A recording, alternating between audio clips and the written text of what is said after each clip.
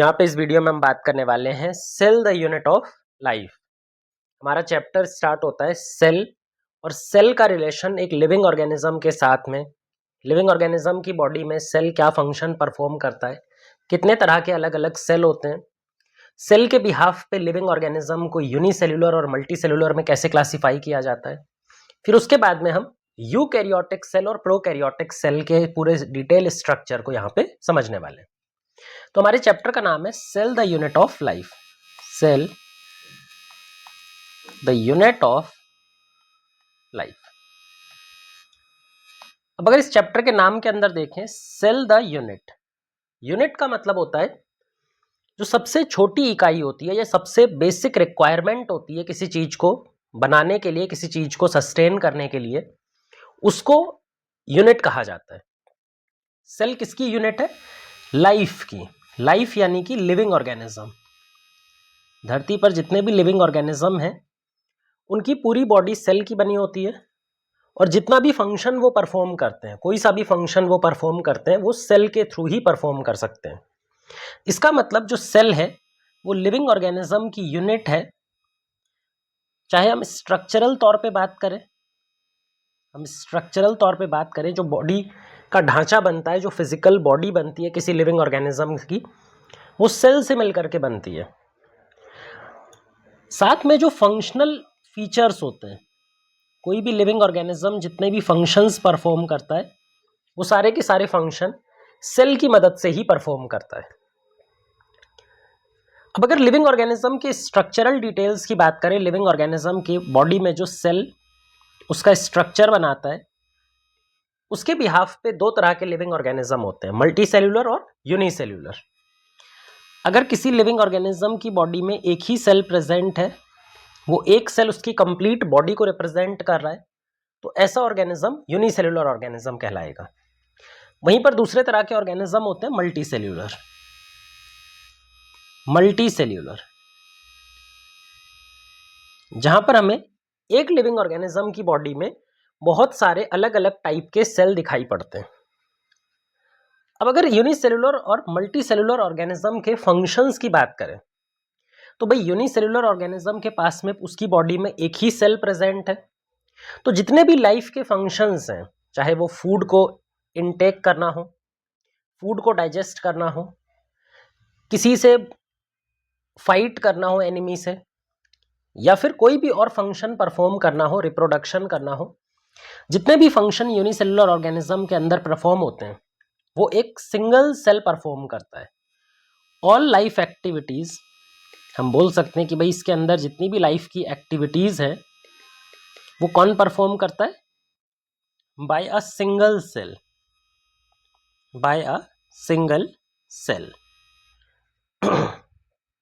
वहीं पर अगर हम मल्टी सेलुलर ऑर्गेनिज्म की बात करें तो वहां पे हमें एक ऑर्गेनिज्म के अंदर में कई सारे सेल दिखाई पड़ते हैं, और उन सेल का फंक्शन डिफाइंड होता है। भाई हमारी बॉडी में अलग अलग तरह के जो सेल हैं, हर सेल का एक अपना फंक्शन डिफाइंड है। तो यहां पर मल्टी सेलुलर ऑर्गेनिज्म में सेल्स के बीच में काम को लेकर के विभाजन दिखाई पड़ता है। कोई एक पर्टिकुलर सेल एक काम को करता है, वहीं दूसरा सेल किसी दूसरे काम को करता है, तीसरा सेल किसी तीसरे काम को करता है। सो यहां पर मल्टी सेलुलर ऑर्गेनिज्म में डिवीजन ऑफ लेबर दिखाई पड़ता है। Division of labour between cells, जो अलग अलग सेल्स होती हैं उनके बीच में क्या दिखाई पड़ता है? लेबर का डिवीजन दिखाई पड़ता है, काम को लेकर के डिवीजन दिखाई पड़ता है। कोई भी एक ऐसा सेल नहीं होगा जो सारे काम परफॉर्म कर सके अकेला, जबकि यूनिसेल्युलर ऑर्गेनिज्म में एक ही सेल सारी लिविंग एक्टिविटीज को परफॉर्म कर रहा होता है। अगर एग्जाम्पल की बात करें तो यूनिसेल्युलर ऑर्गेनिज्म में आपने एग्जाम्पल पढ़ रखे होंगे बैक्टीरिया। जितने भी बैक्टीरिया होते हैं दे आर यूनिसेल्युलर। अमीबा, आपने पिछले क्लासेस में अमीबा के बारे में पढ़ा होगा, प्लस पैरामीशियम। ये कुछ ऐसे एग्जाम्पल हैं जो आपने पिछली क्लासेस में पढ़े, इसीलिए हमने ये वाले एग्जाम्पल लिए। मल्टी सेलुलर ऑर्गेनिज्म की बात करें तो जितने भी हायर प्लांट्स और हायर एनिमल्स होते हैं, जिसमें ह्यूमंस को भी काउंट करेंगे, तो they are multicellular organism. तो यहाँ पे अगर हम एग्जाम्पल की बात करें तो जितने भी higher plants plus higher animals की अगर हम बात करते हैं,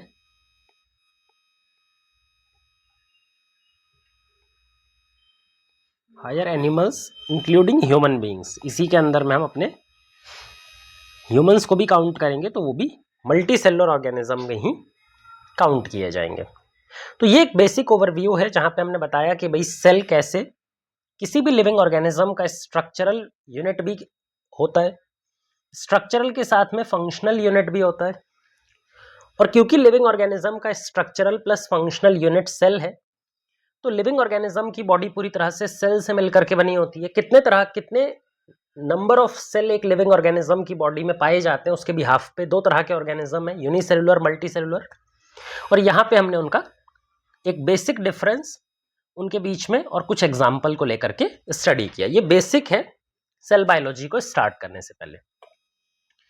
अब हम अपना मेन चैप्टर स्टार्ट करते हैं, जिसमें हमें ये समझना पड़ेगा पहले कि what is a cell.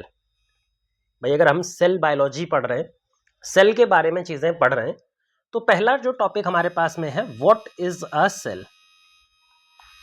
What is a cell, हम सेल किसको कहते हैं?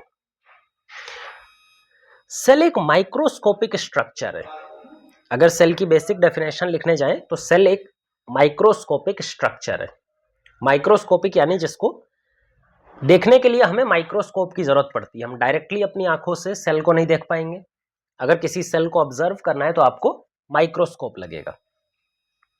जब आप माइक्रोस्कोप में एक सेल को ऑब्जर्व करेंगे तो किसी भी सेल में बेसिक 3 स्ट्रक्चर पाए जाने चाहिए।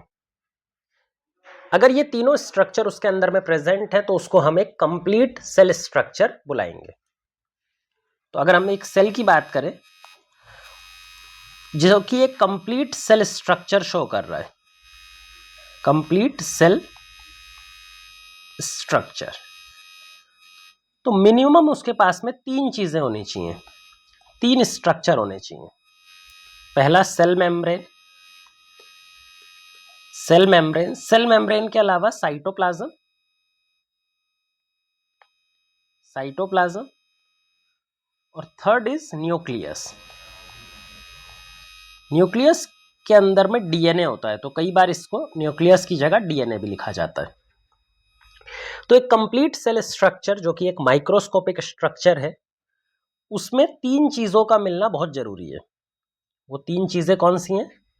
Cell membrane, cytoplasm and nucleus. अब इन तीनों को हम एक डायग्राम फॉर्म में बनाते हैं और इन तीनों के क्या फंक्शन होते हैं, क्या इंपॉर्टेंस है एक सेल के लिए इन तीनों की, वो चीजें समझने वाले हैं। किसी भी सेल की एक बाहरी आउटलाइन होती है, एक कवरिंग होती है उसकी, उसी कवरिंग को बुलाया जाता है सेल मेम्ब्रेन या फिर प्लाज्मा मेम्ब्रेन। तो ये जो बाहरी कवरिंग है एक सेल की, इसी को बुलाया जाता है सेल मेम्ब्रेन। ये जो सेल मेम्ब्रेन है, इसका काम क्या है एक सेल के लिए? पहली बात तो ये सेल की आउटर बाउंड्री को आउटलाइन करती है। भाई एक सेल का जो मैक्सिमम आउटलाइन है, मैक्सिमम उसका डायामीटर है, वो कहां तक होगा, वो कैसे पता लगेगा? सेल मेम्ब्रेन से। दूसरी चीज, सेल मेम्ब्रेन ही वो बाउंड्री है जो सेल के अंदर के मटेरियल को बाहर के मटेरियल से सेपरेट करेगी। भाई एक सेल के बाहर का एरिया है जिसको हम नाम दे रहे हैं ए, और एक सेल के अंदर का एरिया है जिसको हम नाम दे रहे हैं बी। तो ए और बी के बीच में जो सेपरेशन है, सेल के अंदर और बाहर के बीच में जो सेपरेशन है, वो किसकी वजह से आ रहा है? प्लाज्मा मेम्ब्रेन की वजह से, सेल मेम्ब्रेन की वजह से। अब ये जो सेपरेशन है, ये कभी भी बिल्कुल एब्सोल्यूट नहीं होगा। भाई ऐसा नहीं होता कि आउटर साइड जो है, जो सेल के बाहर वाली साइड है और जो सेल के अंदर वाली साइड है, ये एक दूसरे से कंप्लीट सेपरेटेड नहीं होते। इनके बीच में लगातार चीजों का एक्सचेंज चलता है। बहुत सारी चीजें बाहर से होती हुई सेल के अंदर आती हैं, इसी तरह से इसका रिवर्स, बहुत सारी चीजें अंदर से होती हुई सेल के बाहर भी ट्रांसपोर्ट होती हैं। ये जो ट्रांसपोर्टेशन है मटेरियल्स का, अंदर से बाहर या बाहर से अंदर की तरफ, ये ट्रांसपोर्टेशन भी सेल मेम्ब्रेन के थ्रू ही कंट्रोल होता है। इसका मतलब हम ये बोल सकते हैं कि जितना भी कम्युनिकेशन, जितना भी ट्रांसपोर्ट सेल और सराउंडिंग के बीच में होता है वो किसके थ्रू होता है? प्लाज्मा मेम्ब्रेन, सेल मेम्ब्रेन के थ्रू होता है। तो सेल मेम्ब्रेन क्या कंट्रोल करती है? Controls all communication between cell and surrounding, between cell and its surrounding. तो ये काम होता है सेल मेम्ब्रेन का। सेल मेम्ब्रेन के बाद जो दूसरा कंपोनेंट है that is cytoplasm. Cytoplasm cell membrane के अंदर जितना भी मटेरियल भरा हुआ है, सेल के अंदर जो भी मटेरियल भरा हुआ है उसको क्या बुलाते हैं? साइटोप्लाज्म। तो यहां पर हम साइटोप्लाज्म ड्रॉ कर लेते हैं। ये जो हमने यहाँ पे मटेरियल बनाया है सेल के अंदर में मटेरियल, इसी मटेरियल को बुलाया जाता है साइटोप्लाज्म। साइटोप्लाज्म दो वर्ड से मिलकर के बना है, साइटो प्लस प्लाज्म। साइटो का मतलब होता है सेल और प्लाज्म का मतलब होता है मटेरियल या फिर मैट्रिक्स। जो कहीं पर भरा होता है मटेरियल उसी को बोलते हैं साइटो। सेल का मैट्रिक्स या फिर साइटोप्लाज्म। ये जो साइटोप्लाज्म है ये सेमी फ्लूइड नेचर का होता है। ये कैसे नेचर का होता है? सेमी फ्लूइड, मतलब ये पूरी तरह से फ्लूइड नेचर का भी नहीं है और पूरी तरह से सॉलिड नेचर का भी नहीं होता, सेमी फ्लूइड नेचर का होता है। ये जो साइटोप्लाज्म है यहाँ पर केमिकल रिएक्शंस ऑपरेट करती हैं। भाई जितनी भी केमिकल रिएक्शन एक सेल के अंदर में चलने वाली हैं, जितनी भी मेटाबॉलिक रिएक्शंस उस सेल में चलने वाली हैं, वो सारी की सारी रिएक्शन इसी साइटोप्लाज्म में ऑपरेट करती हैं। अब कोई भी केमिकल रिएक्शन जब साइटोप्लाज्म में चलेगी तभी सेल जो है वो अपना कुछ फंक्शन परफॉर्म कर पाता है। इसीलिए हम बोलते हैं सेल की जितनी भी एक्टिविटीज है उसका मेन एरिया साइटोप्लाज्म ही होता है, क्योंकि साइटोप्लाज्म में ही सारी केमिकल रिएक्शंस ऑपरेट कर रही होती हैं। तो साइटोप्लाज्म क्या हो जाएगा? Main area of cellular activities. जितनी भी एक्टिविटीज सेल के अंदर में चलती हैं, जितनी भी केमिकल रिएक्शन मेटाबॉलिक रिएक्शंस होती हैं, वो सारी की सारी इसी साइटोप्लाज्म में ऑपरेट कर रही होती हैं। तीसरा जो कंप्लीट सेल स्ट्रक्चर का फीचर था दैट वाज न्यूक्लियस और डीएनए। न्यूक्लियस एक तरह का कंट्रोलर है। साइटोप्लाज्म में बहुत सारी केमिकल रिएक्शंस ऑपरेट कर रही हैं, भाई वो केमिकल रिएक्शंस एक कंट्रोल्ड मैनर में चलनी चाहिए। लिविंग सिस्टम हमेशा कंट्रोल पे विश्वास करता है, कंट्रोल्ड सिस्टम होता है। एक पर्टिकुलर रेट पर चलना चाहिए, जब जरूरत हो तब कोई केमिकल रिएक्शंस ऑपरेट करनी चाहिए, हर टाइम कोई भी केमिकल रिएक्शन ऑपरेट नहीं करनी चाहिए।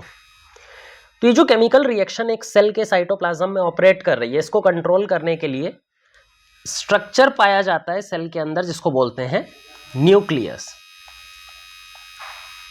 Control house of cellular activities. इस न्यूक्लियस के अंदर में एक मॉलिक्यूल होता है डीएनए। इस न्यूक्लियस के अंदर में एक मॉलिक्यूल होता है डीएनए। सो जो डीएनए है वो एक्चुअल में मॉलिक्यूल है जिसकी वजह से केमिकल रिएक्शंस कंट्रोल की जाती हैं।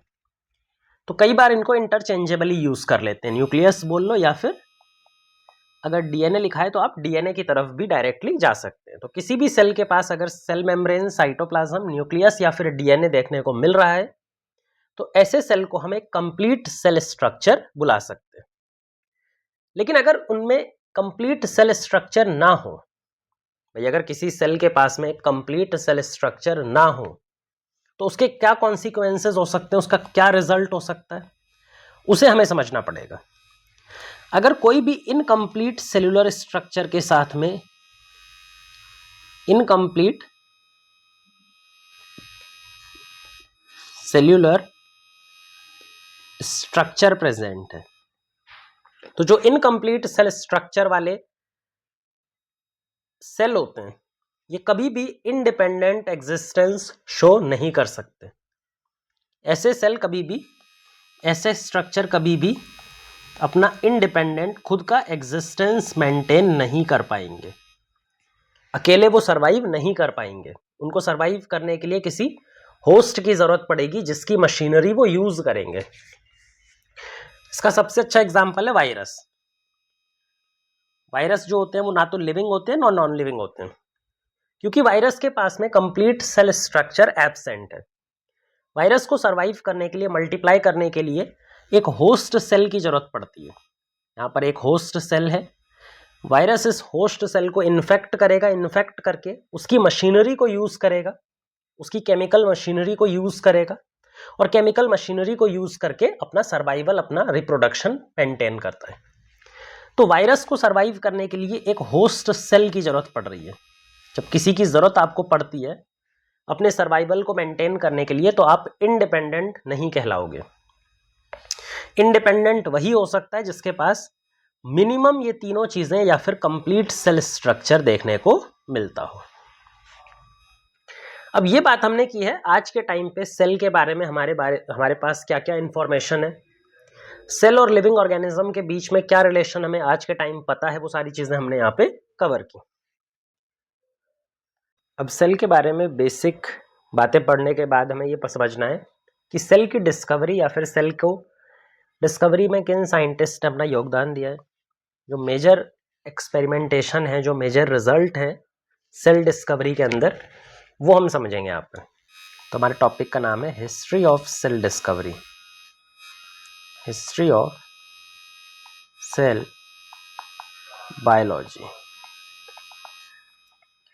हिस्ट्री ऑफ सेल बायोलॉजी में सबसे पहला सेल देखा था रॉबर्ट हुक ने।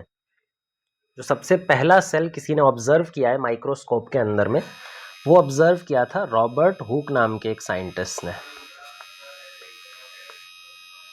जो रॉबर्ट हुक है, इन्होंने डेड सेल को ऑब्जर्व किया था। डेड सेल यानी कि प्लांट सेल जब उसकी डेथ हो जाती है तो उसकी सेल वॉल की एक आउटलाइन बच जाती है। उसी आउटलाइन को उन्होंने ऑब्जर्व किया था माइक्रोस्कोप में। ये जो डेड सेल थे, ये कौन से डेड सेल ऑब्जर्व किए थे? Cork cell. इन्होंने कुछ प्लांट्स के कॉर्क सेल ऑब्जर्व किए थे जो कि डेड सेल थे। इन डेड सेल को जब इन्होंने माइक्रोस्कोप में देखा तो इनके बाहर की जो सेल वॉल की परत थी, आउटर मोस्ट लेयर जो प्लांट सेल में पाई जाती है, सेल वॉल, वो आउटलाइन इनको दिखाई पड़ी और ऐसे हेक्सागन शेप के खाली खाली स्ट्रक्चर दिखाई पड़े। क्योंकि ये डेड सेल है तो अंदर तो कोई मटेरियल प्रेजेंट नहीं होगा, साइटोप्लाज्म, न्यूक्लियस, डीएनए, ये सब तो एब्सेंट होंगे। सिर्फ ऐसे hexagonal empty box like structure दिखाई पड़े। इन्हीं एम्प्टी बॉक्स का नाम इन्होंने दिया सेल्यूला। सेल्यूला, सेल्यूला यानी कि एक सिंगल बॉक्स जो कि खाली बॉक्स है, और सारे बॉक्स को मिला करके सेल्यूली, जब प्लूरल में हम बोलते हैं तो सेल्यूली। इसी ऑब्जर्वेशन को इन्होंने रिपोर्ट किया था एक बुक में, माइक्रोग्राफिया। इन्होंने एक बुक लिखी जिसका नाम है माइक्रोग्राफिया। ये बुक इन्होंने 1665 में लिखी और इसी बुक के अंदर में इन्होंने पहली बार ये जो सेल्यूला टर्म है या फिर सेल्यूली टर्म है, इसको इंट्रोड्यूस किया। जो इंग्लिश के टर्म्स में हम इसको चेंज करके सेल या फिर सेल्स बोल देते हैं। ठीक है, तो ये इंग्लिश वर्जन है। जो ग्रीक वर्जन था, उनकी मेन बुक थी 1665 में, माइक्रोग्राफिया नाम की, उसके अंदर में उन्होंने सेल्यूला टर्म और सेल्यूली टर्म और प्लूरल के लिए इस्तेमाल किया। और जो सेल इन्होंने यहाँ पर ऑब्जर्व किया था वो तो डेड सेल था। भाई हमें डेड सेल तो समझना नहीं है, हमें तो लिविंग ऑर्गेनिज्म और लिविंग सेल की बात करनी है। तो पहला बार जो इसने लिविंग सेल ऑब्जर्व किया उनका नाम है एंटोन वॉन ल्यूवेनहॉक या फिर एवी ल्यूवेनहॉक। इन्होंने अपने खुद के माइक्रोस्कोप को डेवलप किया था और उस माइक्रोस्कोप से कई चीज़ों को ऑब्जर्व किया, जिसमें छोटे छोटे माइक्रो ऑर्गेनिज्म भी शामिल है। इन्होंने बरसात का पानी ऑब्जर्व किया, अपना खुद का स्पर्म सेल ऑब्जर्व किया, वाइट ब्लड सेल ऑब्जर्व किया, कई सारे तरह के सेल इन्होंने ऑब्जर्व किए। तो जो दुनिया में पहली बार फर्स्ट लिविंग सेल को देखने का क्रेडिट जाता है, फर्स्ट लिविंग सेल को विजुअलाइज करने का जो क्रेडिट जाता है वो किसको जाता है? एंटोन वॉन ल्यूवेनहॉक को। इसीलिए इनको फादर ऑफ माइक्रोबायोलॉजी भी कह करके बुलाते हैं। एंटोन वॉन ल्यूवेनहॉक ने जब छोटे छोटे माइक्रो ऑर्गेनिजम्स को, सेल को ऑब्जर्व किया तो उसके लिए इन्होंने टर्म इंट्रोड्यूस किया था एनिमलक्यूल। उन छोटे छोटे सेल्स के लिए इन्होंने एक टर्म इस्तेमाल किया था एनिमलक्यूल। अब इंप्रूवमेंट होता गया भाई, माइक्रोस्कोप में भी लगातार इंप्रूवमेंट होता गया। जैसे जैसे माइक्रोस्कोप में इंप्रूवमेंट होता गया सेल को और बारीकी से समझा जाने लगा, सेल को और डीपली स्टडी किया जा सकता है, उसको और अंदर तक ऑब्जर्व किया जा सकता है, देखा जा सकता है। आज के टाइम पर हमारे पास काफ़ी इंपॉर्टेंट तरह के काफ़ी डेवलप्ड माइक्रोस्कोप हैं, इलेक्ट्रॉन माइक्रोस्कोप। अगर हम आज की बात करें तो आज के टाइम पे हमारे पास कौन से माइक्रोस्कोप हैं? Electron microscope. इलेक्ट्रॉन माइक्रोस्कोप की मदद से हम सेल के अंदर पाई जाने वाली छोटी से छोटी डिटेल को भी स्टडी कर सकते हैं। सेल के किसी भी स्ट्रक्चर को स्टडी करना यहाँ से पॉसिबल है। तो जब इलेक्ट्रॉन माइक्रोस्कोप आ गया, उसके बाद जितने भी स्ट्रक्चरल डिटेल्स थे, all structures of cell studied, cell के किसी भी स्ट्रक्चर को स्टडी करना इलेक्ट्रॉन माइक्रोस्कोप से बहुत इजी पॉसिबल है। ये हो गया सेल के ऑब्जर्वेशन की बात। लेकिन सेल के ऑब्जर्वेशन के साथ में एक थ्योरी है जो सेल से रिलेटेड है, जिसका नाम है सेल थ्योरी। ये थ्योरी हमें सेल और लिविंग ऑर्गेनिजम्स के बीच में क्या इंटर रिलेशन है, सेल्स लिविंग ऑर्गेनिज्म के लिए क्यों ज़रूरी हैं, वो चीज़ें बताती हैं। तो यहाँ पे हम बात करने वाले हैं सेल और लिविंग ऑर्गेनिज्म के बीच में जो कनेक्शन एस्टैब्लिश करती है उस थ्योरी का, जिस थ्योरी का नाम है सेल थ्योरी। इस थ्योरी का नाम है सेल थ्योरी। ये जो सेल थ्योरी है, इसको प्रपोज करने का क्रेडिट है, इसको प्रपोज किया था दो अलग अलग साइंटिस्ट ने मिल करके, श्लीडन एंड श्वान। इन साइंटिस्ट के बारे में काफ़ी सारे क्वेश्चन बनते हैं, एनसीईआरटी में भी इनकी डिटेल्स दी गई हैं। इनका जो वर्किंग ईयर है दैट इज़ 1838 और श्वान का 1839। कंट्री ऑफ ओरिजिन और ये किस तरह के साइंटिस्ट थे वो भी आपको याद रखना है। जर्मन बॉटनिस्ट यानी जो प्लांट सेल पे स्टडी करते हैं, जो प्लांट्स की स्टडी करेंगे। और श्वान थे जर्मन जूलॉजिस्ट,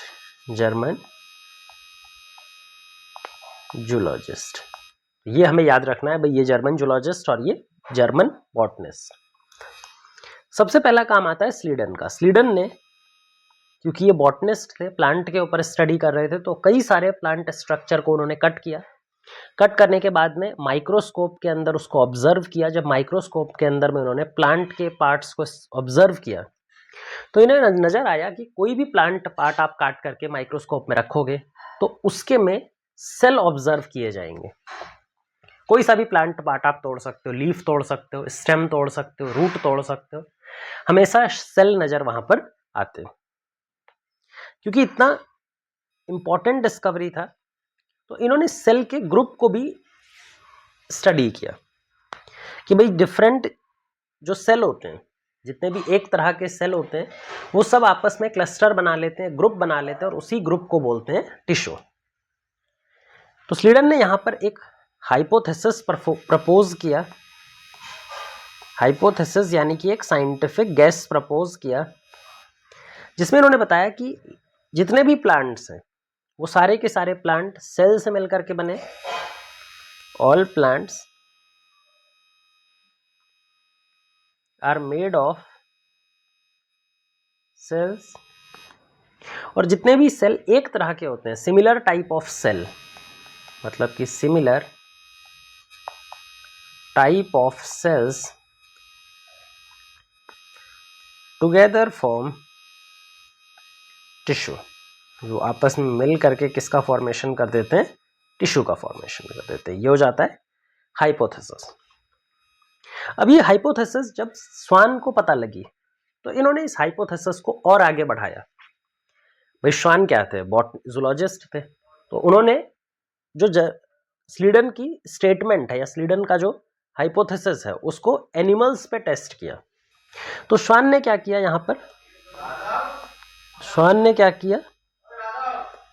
स्वान ने 1839 में इन्होंने क्या किया?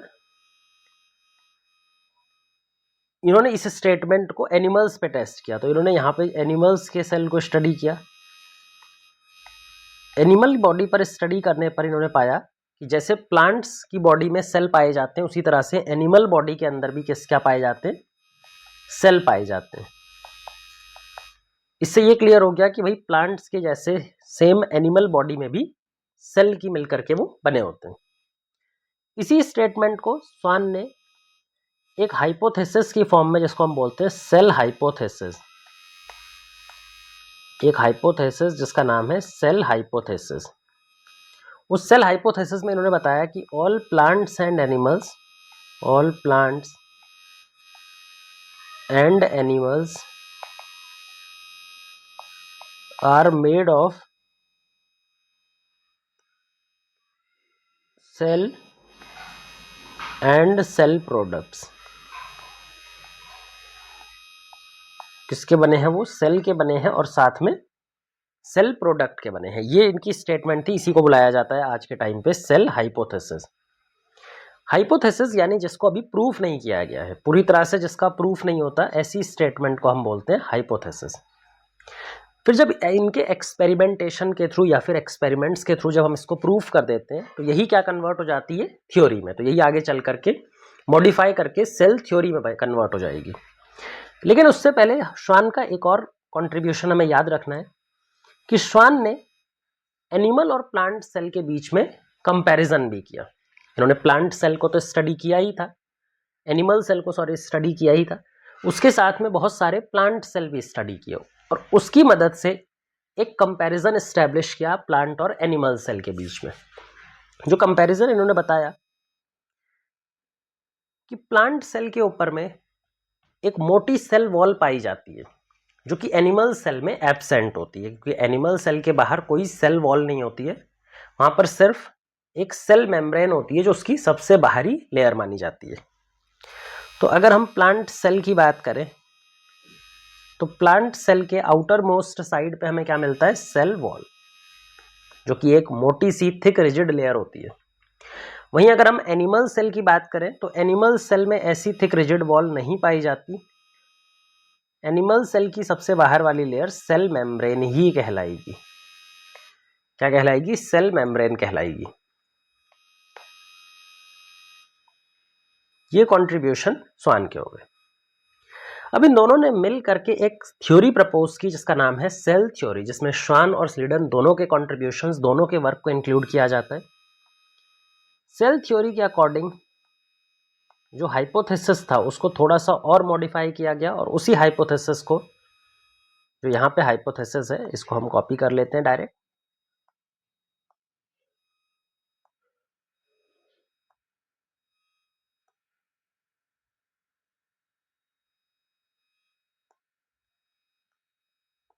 ये गलत कॉपी हो गया, चलिए हम यहाँ पे लिख ही देते हैं। सेल थ्योरी के अकॉर्डिंग ऑल लिविंग ऑर्गेनिज्म, जितने भी लिविंग ऑर्गेनिज्म है धरती पर, are made of cell and cell product, cell and cell products. इसको बोलते हैं क्लासिकल सेल थ्योरी या फिर old form of cell theory, original cell theory. पर इस ओरिजिनल सेल थ्योरी में एक प्रॉब्लम थी कि भाई नए सेल ओरिजिनेट कहाँ से होते हैं?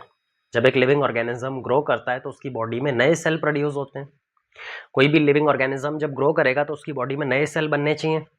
तो नए सेल किस तरह से ओरिजिनेट होते हैं, किस तरह से बनते हैं, उसको ये थ्योरी एक्सप्लेन नहीं कर सकती थी। उसको एक्सप्लेन करने के लिए एक तीसरे साइंटिस्ट, रुडोल्फ वर्चो नाम के साइंटिस्ट, रुडोल्फ वर्चो नाम के साइंटिस्ट, जो कि 1855 में अपना कंट्रीब्यूशन इन्होंने दिया। इन्होंने बताया कि भाई सेल डिवीजन नाम का जो प्रोसेस चलता है, अभी आगे चल करके नेक्स्ट चैप्टर में हम सेल डिवीजन ही पढ़ने वाले हैं। सेल डिवीजन मतलब एक सेल डिवाइड करके नए सेल प्रोड्यूस करता है। तो रुडोल्फ वर्चो ने बोला कि नए सेल का प्रोडक्शन पुराने सेल के डिवीजन से ही ओरिजिन होता है। तो न्यू सेल जो प्रोड्यूस होते हैं वो कैसे प्रोड्यूस होते हैं? From old cell, from pre existing cells. इसी को अपनी भाषा में इन्होंने ओमनीस सेल्यूला ई सेल्यूला नाम दिया, ओमनीस सेल्यूला ई सेल्यूला। इस स्टेटमेंट को जब हम मिला देते हैं सेल थ्योरी में, जो ओरिजिनल सेल थ्योरी थी, इसके पॉइंट में ये वाला पॉइंट मिला देते हैं, ओमनीस सेल्यूला ई सेल्यूला, new cell produce only from pre existing cell. तो दोनों स्टेटमेंट मिल करके बनाती हैं मॉडर्न सेल थ्योरी या फिर न्यू सेल थ्योरी। ये जो न्यू सेल थ्योरी है ये सेल के प्रॉपर्टीज को भी एक्सप्लेन करती है, प्लस सेल कैसे डेवलप करते हैं, कहाँ से ओरिजिनेट होते हैं, नए सेल कैसे बनते हैं, वो भी एक्सप्लेन करती है। यहाँ पे हमने सेल की बेसिक डिटेल्स और सेल की हिस्ट्री, जिसमें first living cell, first dead cell और सेल थ्योरी, ये सारी चीज़ें कवर करी हैं।